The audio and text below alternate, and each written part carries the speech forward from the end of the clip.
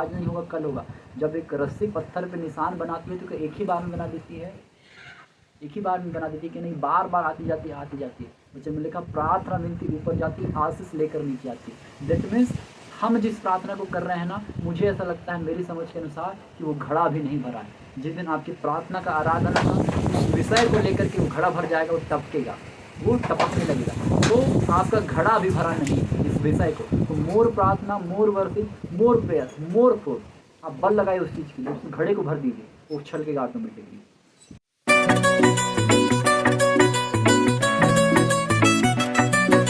नचदा फिरा मैं दो शालोम, प्रेज द गॉड। आज हम सीखेंगे धीरज और विश्वास के विषय में।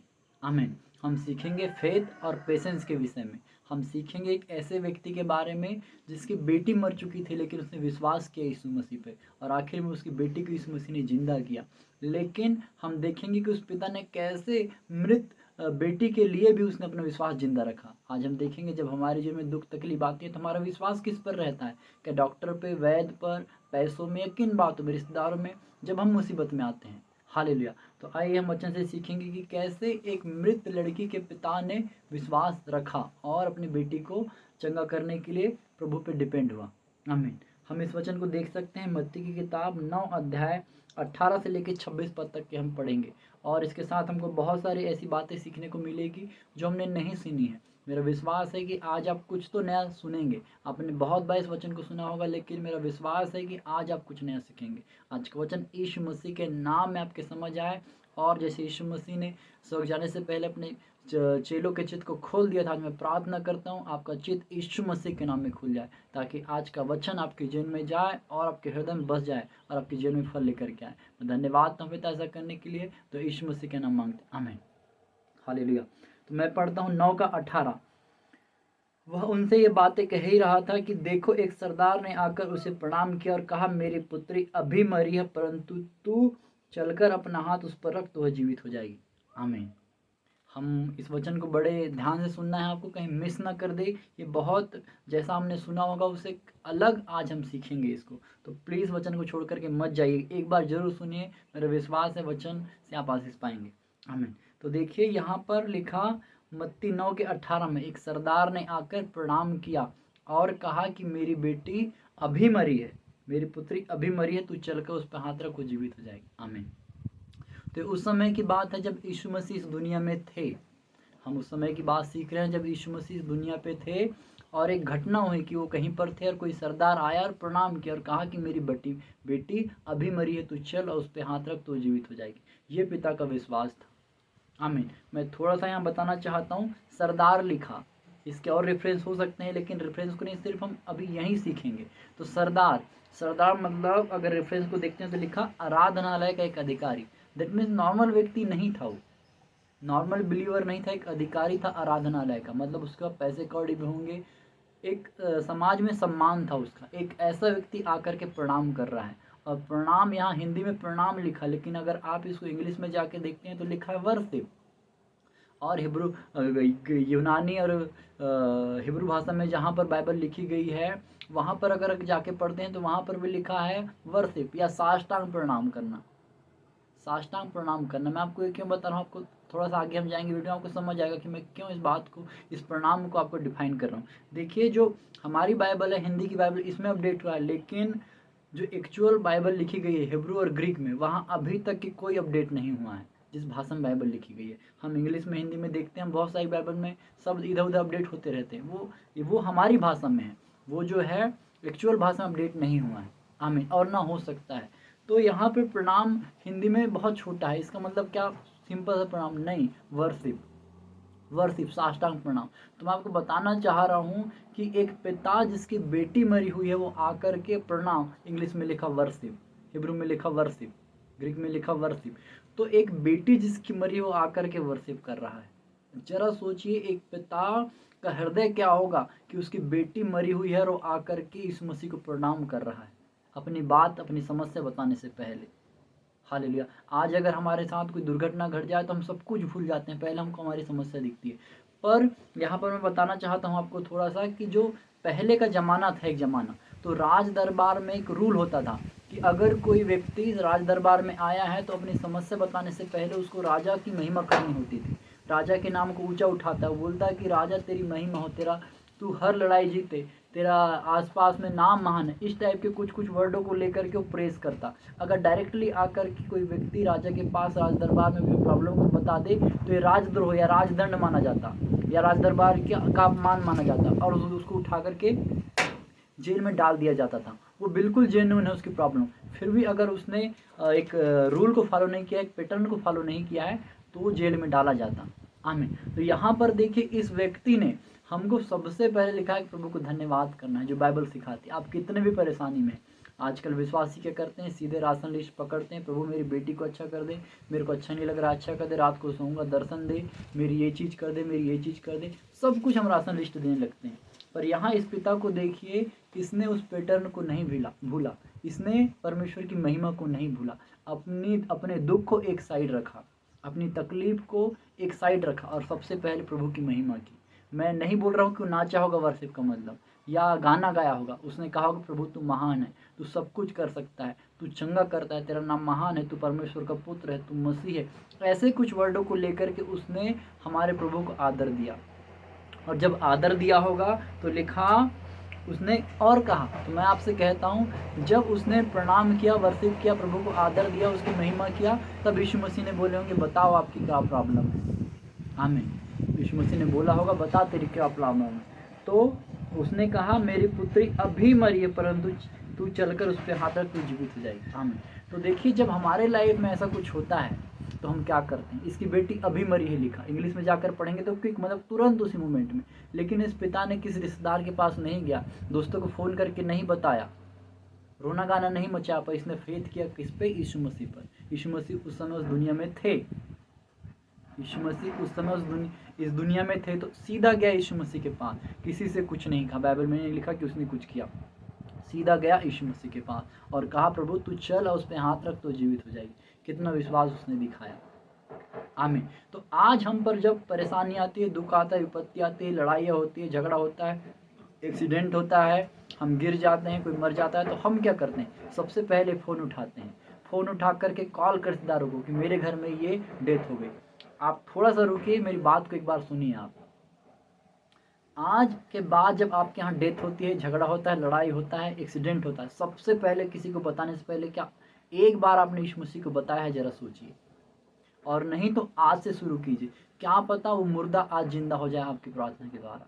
हालेलुया। यीशु मसीह तो शौक चले गए, यीशु मसीह शौक चले गए, लेकिन उसका वचन है ना हमारे साथ। यूहन्ना 1:1 में लिखा आदि में वचन था, वचन परमेश्वर के साथ था और वचन ही परमेश्वर था। तो क्या आज वो हमारे साथ नहीं है? यीशु मसीह ने कहा यूहन्ना 14:12 में, जो मेरे पे विश्वास करता है, मैं ये जो करता हूँ वो भी करेगा, वरन्तु मुझसे बड़े बड़े कामों को करे। दिन में पास्टर, अपोस्टल, भविष्यद्वक्ता यहाँ नहीं लिखा यीशु मसीह। मतलब एक विश्वास करने वाला मुर्दा जिला सकता है। आमीन। एक मुर्दा, एक लंगड़ा विश्वास करने वाला चला सकता है, एक अंधा विश्वास करने वाला दिखा सकता है। उसकी प्रार्थना में इतनी पावर है।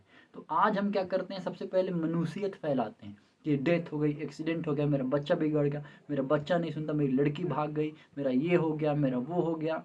ये हमारा नेचर है विश्वासियों का स्पेशली। तो क्या हमको इससे आज ये सीखना है कि कैसे इस व्यक्ति ने मृत लड़की के लिए फेथ रखा प्रभु पे, एक नियम रखा, उसके आदर को नहीं भूला।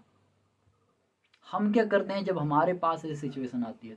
आज आपको इस वचन से सीखना है कि सबसे पहले कुछ भी हो जाए, मैं आपसे कहना चाहता हूँ इस वचन के द्वारा, कितनी भी बुरी परिस्थिति आ जाए, फेथ रखिए परमेश्वर पर। वो काबिल है आपकी चीज़ों को ठीक करने के लिए। कोई पास्टर है नहीं है, एक बार आप खुद तो बैठिए घुटनों में, प्रभु के वचन पे विश्वास कीजिए।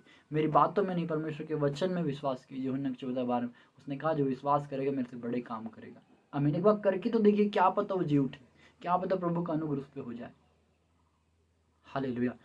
नहीं करे प्रभु की इच्छा, लेकिन हम प्रार्थना करें, हमारा काम है। एक बार प्रार्थना तो कीजिए, एक बार प्रार्थना कीजिए। आमीन। अब देखिए बेटी मर गई है, रिश्तेदार के पास, समाज के किसी के पास नहीं गया, सीधा यीशु मसीह के पास गया। आमीन। और नीचे पद में लिखा 19 में, यीशु उठकर अपने चेलों के साथ उसके पीछे हो गया। दैट में यीशु जब कभी जाते थे कहीं तो उनके साथ भीड़ होती थी। अब यहाँ पर और एक अच्छी बात आपको सीखने मिलेगी। मैंने क्या कहा था? विश्वास और धीरज। तो अब हम अभी विश्वास देखा कि सब कुछ खत्म था, पर उसने विश्वास रखा। अब हम धीरज देखते हैं। 20 पद। और देखो, एक स्त्री ने जिसको 12 वर्ष से लहू बहने का रोग था, पीछे से आकर उसके वस्त्र के आंचल को छू लिया, क्योंकि वह अपने मन में कहती थी, यदि मैं उसके वस्त्र ही को छू लूंगी तो चंगी हो जाऊंगी। यीशु ने फिरकर उसे देखा और कहा, पुत्री, ढांढस बांध, तेरे विश्वास ने तुझे चंगा किया। तो वह स्त्री उसी घड़ी चंगी हो गई। आमीन। तो लिखा और देखो, दैट मीन्स यहाँ पर फोकस करने वाली बात है। यहाँ वचन में लिखा और देखो, कहा उसने। अब देखिए, मेरे घर में कोई विपत्ति आई है, मेरे घर में कोई परेशानी है, मेरे घर में कोई बीमार आया है और मैं जाकर के डॉक्टर को लेने गया हूँ। बड़ा ध्यान सुनिएगा, मैं जाकर के डॉक्टर को लेने गया हूँ, डॉक्टर मेरे साथ आ रहा है, मेरी समस्या बड़ी है। अब रास्ते में एक आ गया व्यक्ति और बोल रहा है डॉक्टर कि पहले मेरा इलाज कर। कोई व्यक्ति आकर के बोल रहा है, डॉक्टर जी पहले मेरा इलाज कीजिए। तो क्या ये मैं गुस्सा नहीं होऊंगा उस समय? मैंने पहले डॉक्टर को फ़ोन किया, मैं उसको लेकर आ रहा हूँ, बीच में ये कर रहा है। हालेलुया। पर देखिए, यीशु मसीह यहाँ रुके हैं, यीशु मसीह उस स्त्री के लिए रुके हैं। आज आप सोचिए, अगर आपने डॉक्टर को फ़ोन किया, रास्ते में वो आपके घर आते आते आप देख रहे हैं और किसी घर रुक गया, तो हम कितना कुड़ते हैं, कितना बुड़बुड़ाते हैं। पर इस बाप के धीरज को देखिए। मैं जो आपको बताना चाह रहा हूँ, पता नहीं आपको समझ आ रहा है कि नहीं, पर आप समझ गए तो आप अद्भुत रीति से बदल जाएंगे। आपका कुड़कुड़ाना बुड़बुड़ाना खत्म हो जाएगा, आपका धीरज, आपका पेशेंस बढ़ेगा। आमीन। इस बाप को देखिए, बेटी मरी है, रास्ते में एक विधवा, एक स्त्री जिसको लहू बहने का रोग है, मिल गई। बाप यहाँ शांत है, यहाँ नहीं लिखा कुड़कुड़ाया बुड़बुड़ाया, धीरज रखा। प्रभु ने वहाँ उससे बातचीत, जल्दी नहीं मचाई कि अभी चल प्रभु मर गई है करके, जल्दी नहीं मचाई। आज हम कितना जल्दी मचाएं, डॉक्टर जल्दी आ, ये हो गया, वो हो गया, ये हो गया, वो हो गया। हालेलुया। बड़ा सोचने वाली बात है यहाँ पर। जब मैं इस वचन को सीख रहा था तो मुझे बहुत कुछ सीखने मिला कि सच में प्रभु हमने भी कितनी बार ऐसा नहीं किए हैं कि अपना जब कुछ ऐसा हो जाए तो सब कुछ भूल जाते हैं, हम उस पर डिपेंड हो जाते हैं जो इस काम को सॉल्यूशन कर सकता है। पर हम इस बात को भूल जाते हैं कि हम स्वर्ग के परमेश्वर के बच्चे हैं, हम राजाओं के राजा, प्रभु के प्रभु, ईश्वरों के परमेश्वर के बच्चे हैं। हम एक अनॉइंटेड, हम एक चुने हुए हैं, हम आम नहीं, हम इस बात को भूल जाते हैं। पर इस व्यक्ति के सब्र को देखिए, इस धीरज को देखिए। रास्ते में एक महिला आई है, प्रभु ने उसको हील किया, उससे बातचीत की। क्या थोड़ी देर में काम हो गया होगा? नहीं, थोड़ा तो टाइम लगा होगा वहाँ पर। मिनटों में काम नहीं हो जाता है, थोड़ा सा रुके होंगे, बात किए होंगे, पूछे होंगे क्या हुआ, कैसे हुआ, कब से परेशानी है, ये सारी बातें हुई होगी। तब तक इस पिता ने धीरज रखा। तो आज आपको जब आपके साथ कुछ ऐसा होता है, कोई रास्ते में, धीरज रखना है। प्रभु ने इसलिए यहाँ पर इस स्त्री का उदाहरण रखा है, दोनों वचन को साथ में मिला दिया, अलग नहीं किया। ऐसा होने दिया परमेश्वर की आत्मा ने, वो इसलिए कि जब आपके पास विपत्ति आती है, परेशानी आती है, तो आप भी धीरज रखें, हड़बड़ाएं मत। दानियल के विषय में अगर हम देखते हैं तो पहले दिन ही जब उपवास करने बैठा था तो गैब्रियल स्वर्गदूत निकल चुका था। हालेलुया। तो जैसे आप यीशु मसीह को पुकारते हैं, वो आपके लिए निकल जाता है, प्रार्थना का उत्तर निकल जाता है। पर आप वहाँ पर हड़बड़ा के गड़बड़ा कर देते हैं। जब हड़बड़ाते हैं तो वहाँ गड़बड़ी हो जाती है। तो इस पिता से हमको सीखना है, यीशु मसीह हमारे लिए निकल गया। आपका विश्वास मैटर करता है, उसमें धीरज रखना है। ये नहीं मन में डाउट नहीं लाना है कि प्रभु अब मेरा सब कुछ खत्म हो गया, तू आकर भी क्या करेगा। लाजरस के बारे में हम देखते हैं, वो 3 दिन बाद आया, सड़ गया था वो, पर यीशु मसीह ने जिंदा करके दिया, जैसा का तैसा करके दिया। आमीन। तो कभी भी लाइफ में देरी हो रही है, लेट हो रहा है, तो उसमें घबराइए मत, पेशेंस रखिए। इस समय को, जब ऐसा एक समय आता है हमारी लाइफ में ना, लगे सब कुछ खत्म है, बड़ा एक मज़ेदार समय है। मेरे लिए कहना आसान है, आपके लिए सुनना आसान है, लेकिन जब हम इस चीज़ को करते हैं वो कठिन है। मैंने ऐसी बहुत सारी सिचुएशन फेस किए। बोलना आसान होता है, आपके लिए सुनना आसान है, मेरे लिए बोलना आसान। लेकिन जब आते हैं ना उस सिचुएशन में, तब पता चलता है कि क्या है। लेकिन यहाँ पर एक पिता ने ऐसा करके दिखाया है, तो क्या इसने करा तो हम भी कर सकते हैं। आमीन। तो मेरा विश्वास है जब आपके साथ ऐसी सिचुएशन आएगी, आप धीरज रखेंगे। तो देखिए, उसने धीरज रखा। हालेलुया। और 23 पद में लिखा, जब यीशु उस सरदार, अब स्त्री चंगी हो गई, बताने का मतलब ये था कि उसने धीरज रखा था, कुड़कुड़ाया बुड़बुड़ाया नहीं था। लेकिन जब हम डॉक्टर को बुलाते हैं, किसी को बुलाते हैं और नहीं आता, तो हम कुड़कुड़ाते हुए, बुड़बुड़ाते हुए, अरे मेरी ज़रूरत पहले, मैं बोल रहा हूँ आप जेन्युइन है। पर उसने किसी वजह से लेट किया। प्रभु ने इसलिए यहाँ पर इस चीज़ को रखा है कि कभी लेट हो जाए, देर हो जाए, हड़बड़ाओ मत। किसी पास्टर को फ़ोन किया हो आपने, किसी लोग को फ़ोन किया हो, वो पास्टर आम आदमी नहीं है बेचारा, आपके एक फ़ोन में आ जाएगा। तो हड़बड़ाइए गड़बड़ाइए मत, डरिए मत, फेथ रखिए, वो आएगा। हालेलुया। तो लिखा 22 पद में, जब यीशु सरदार के घर में पहुंचा और बांसुरी बजाने वाले और भीड़ को हुल्लड़ मचाते देखा, और तब कहा, हट जाओ, लड़की मरी नहीं पर सोती है। और वे इस पर हंसी करने लगे। आमीन। तो देखिए, इसने किसी को नहीं बताया था, लेकिन जब घर में ऐसी डेथ होती है, सिचुएशन होती है, तो लोग आ जाते हैं। और पुराने रीति रिवाज में ऐसा था, आज अभी भी हमारे गांव में अगर कोई डेथ होती है तो वो शहनाई और ढोल बजाया जाता है। तो यहाँ ढोल शहनाई सब कुछ बजने लगी थी। लेकिन जैसे यीशु मसीह गए वहाँ पर रोना गाना देखेंगे, लोगों को कहा हट जाओ, दूर हो जाओ, चुप रहो, शांत रहो, बेटी लड़की मरी नहीं है, सोती है। तो सारे लोग हंसने लगे। अब यहाँ एक चीज़ और आपको सीखना है कि जो हमको रिश्तेदार गाँव वाले आते हैं, उस 100 में से 10% ही हमारे सिचुएशन को फील करते हैं, बाकी सब के सब झूठे होते हैं। क्या कोई मरी हुई है और कोई आकर के ऐसा जोक मारे तो क्या हंसने लगेंगे? वो जोक मैटर करता था यहाँ पर, या फिर वो दुख मैटर करता था? सोचिए, आज भी हमारे साथ ऐसे होता है। हमारे दुख तकलीफ में जो सारे लोग हमारे साथ खड़े हैं वो सच्चे नहीं है, झूठे हैं। समाज, रिश्तेदार सिर्फ और सिर्फ तमाशा देखने को आता है। बहुत कम लोग होते हैं जो आपसे प्रेम करते हैं। मैं आपसे कहना चाहता हूँ, समाज, रिश्तेदार जैसा यहाँ पर यीशु मसीह आए और सब हंसने लगे जब उन्होंने बोला बेटी लड़की सो रही है करके, तो सब लोग हंसने लगे। तो आज वैसे ही है, जब हमारी लाइफ में दुख तकलीफ आती है तो रिश्तेदार, समाज, गांव वाले सब हंसते हैं। उसमें से 100 में से सिर्फ 5-10% लोग होते हैं जो हमसे प्रेम करते हैं और दुख मनाते हैं। इसलिए जब हम यीशु मसीह के पास आते हैं तो हमको समाज, रिश्तेदार किसी को नहीं देखना है, हमको फोकस रखना है यीशु मसीह पे, क्योंकि हम जीवित परमेश्वर के पास आ गए। समाज कभी भी हमारा सगा नहीं हुआ है, किसी का भी नहीं हुआ। समाज उसी का होता है जो जिसका फ्यूचर अच्छा होता है, जिसका पैसे होते हैं, जिसका रुतबा होता है। आमीन। तो यहाँ पर हमको सारी चीज़ों को अलग करना है। बहुत कम लोग होते हैं जो हमको प्रेम करते हैं, और वो आप प्रभु में जाएं, आप दुनिया में कहीं जाएं, आप जो आप सच्चा प्रेम करता है आपको कभी नहीं छोड़ता है। लेकिन आज बहुत सारे लोग, दुख तकलीफ होती है शादी में, या फिर कोई ऐसा काम होता है, खासकर शादी और डेथ में बहुत सारे लोग समाज में मिल जाते हैं। हमने भी, मेरे परिवार में भी कभी ऐसा हुआ है। ये कितनी तकलीफ की बात है, हम ज़िंदगी भर दुख तकलीफ प्रभु के साथ चले, और जब शादी विवाह की बात आई तो हम संसार में जा मिले। हम किस मुंह को लेकर स्वर्ग में प्रभु के पास खड़े हों? जरा हमको सोचना है। उस समाज के लिए हमने प्रभु को छोड़ा जो हमारा कभी था ही नहीं, जो हमारे घर खाने के लिए आया था, हमारी थाली में छेद करने के लिए आया था। मुझे कोई एक भी बता दे जब आप दुख तकलीफ में आए हैं और आपका समाज ने साथ दिया है। अगर किसी की लाइफ में साथ दिया है तो मुझे बताइए कि आपके गांव में 10 लोग आए और 10 के 10 आपके फेवर में थे, उसमें से 5 आपको खींचने वाले होंगे। हालेलुया, ये है समाज। और एक हमारा है मसीह समाज, जो सच में मसीह में है ना, देख में जो प्रार्थना करते हैं, वचन पढ़ते हैं, जो सच में प्रभु की इच्छा में चलते हैं, वो जो प्रेम करते हैं वो कोई आपसे प्रेम नहीं कर सकता। मैंने देखा है इस बात को, मैंने फील किया है। जो प्रभु के लोग प्रेम करते हैं वो आपसे कोई नहीं कर सकता। हालेलुया, विश्वास करता हूँ मुझे देखने वाले मुझसे बहुत प्रेम करते हैं, मेरे लिए प्रार्थना करते होंगे। आमीन। तो यहाँ पर जब प्रभु ने ऐसा कहा तो लोग हंसने लगे थे। दैट मीन्स लोग जब आपकी दुख तकलीफ में आते हैं तो आपको ध्यान रखना है कि लोग झूठे हैं।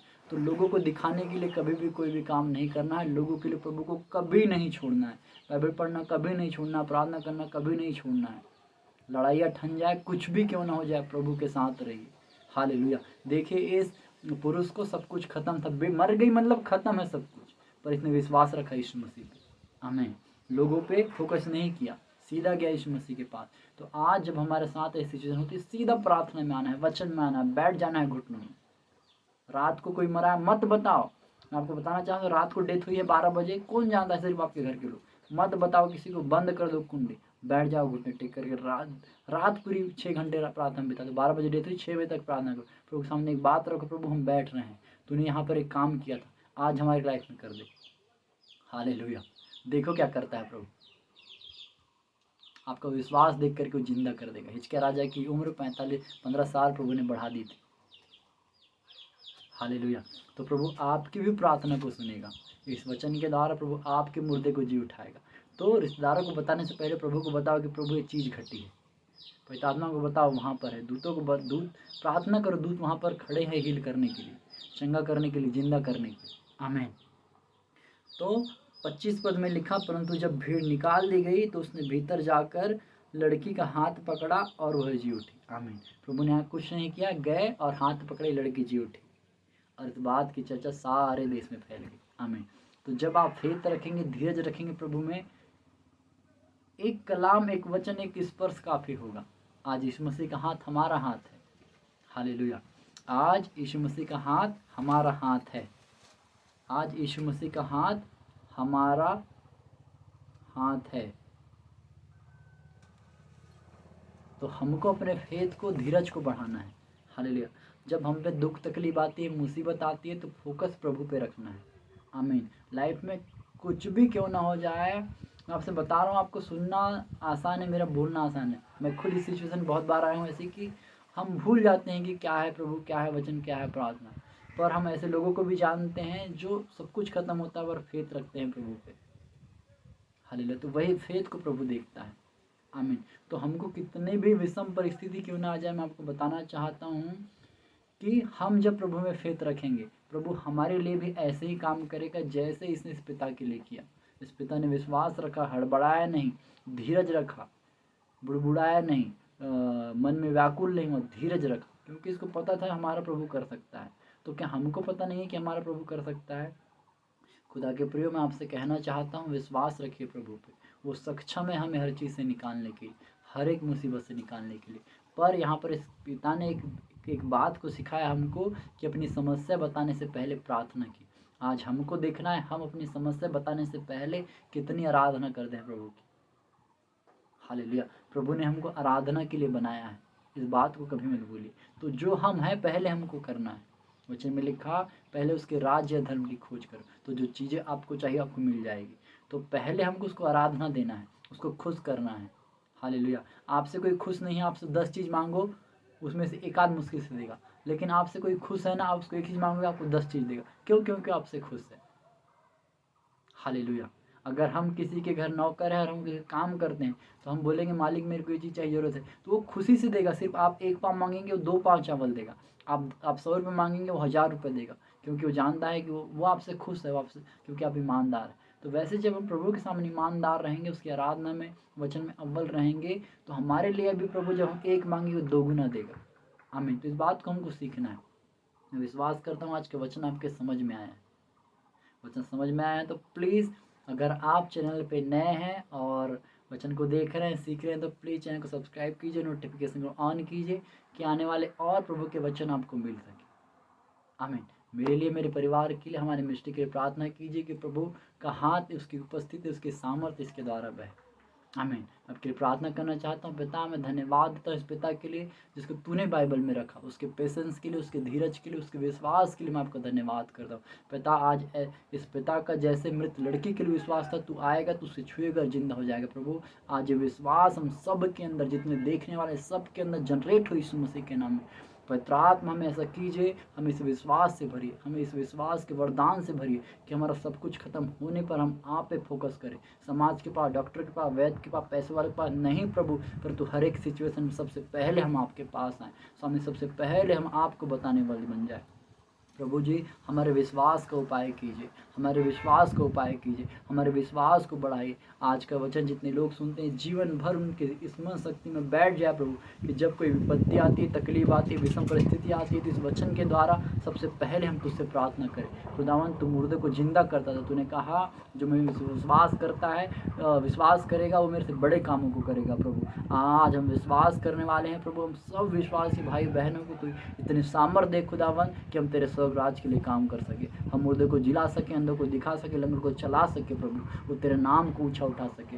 हम तेरी महिमा है खुदावंद, हमारे द्वारा अपनी महिमा को बहने दे। तूने कहा प्रभु, तुमने मुझे नहीं परंतु मैंने तुम्हें चुना है कि तुम जा करके फल लाओ। पिता, तेरे फल लाने के लिए तू सामर्थ्य भर दे। आज मैं सब के लिए प्रार्थना करता हूँ। वचन में लिखा, अंत के दिनों में तूने कहा है परमेश्वर कि मैं अपनी आत्मा सब मनुष्य पर उंडेल दूंगा। जवान दर्शन देखेंगे, अब बच्चे भविष्यवाणियाँ करेंगे, फिर स्वप्न देखेंगे। आज तेरा आत्मा का बीज उतर जाए यीशु मसीह के नाम, हर एक जन, और हम सब मिलकर तेरे स्वराज के लिए फल ला सके। यीशु मसीह, आपने कहा फसल पक चुकी है लेकिन मजदूर थोड़े हैं, खेत के मालिक से दुआ करो। मेरे परमेश्वर, आज मैं यीशु मसीह के नाम से आपसे दुआ करता हूं कि आप भारत में मजदूरों को भेजिए, मध्य प्रदेश में बालाघाट में मजदूरों को खड़ा कीजिए, हर एक कलीसिया मजदूर को खड़ा कीजिए। हालेलुया। मैं धन्यवाद देता हूँ पिता, आपने ऐसा कर दिया। हर एक यूथ, लड़के को, लड़की को उठाइए सेवा के लिए प्रभु जी, बच्चों को उठाइए यीशु मसीह के नाम में। मैं धन्यवाद करता हूँ, ऐसा कर दिया। इस पिता के जैसे विश्वास से तूने हमें भरा है, मैं धन्यवाद देता हूँ पिता। आज से हम हर एक विषम परिस्थिति में तेरे पास आने वाले हो गए, धन्यवाद हूँ, और तू हमारे सुनने जा रहा है, धन्यवाद हूँ।